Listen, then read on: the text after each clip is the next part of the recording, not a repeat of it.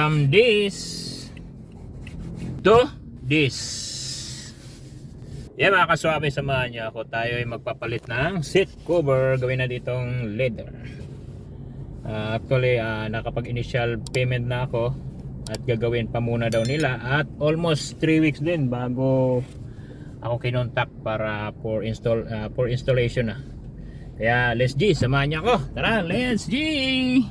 Ayan mga kaswabe, actually dito to sa may gawing Paco, Manila mga kaswabe.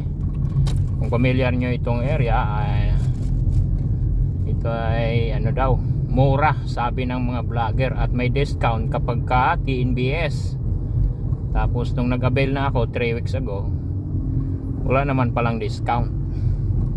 At isa pa, ang tagal mula nung nag-initial payment ako, kaunti ko lang 3 weeks bago ako kinontak uli for installation.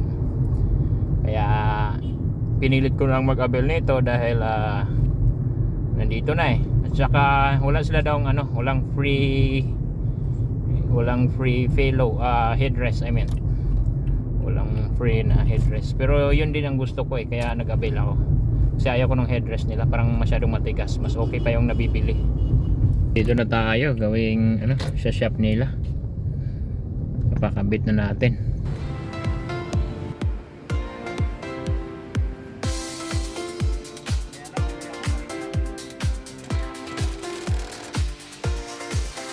Yan mga kaswabe, advantage nitong naka leather seat cover na tayo ay mabilis linisin, lalo pag natapunan ng tubig or mga inumin ng ating mga magiging pasahero.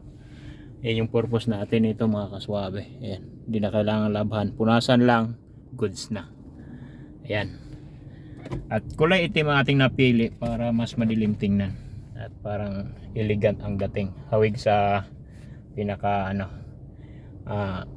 loob or ng interior ng sasakyan, lalo dito sa baba. Ayan Sorry, it's DJ.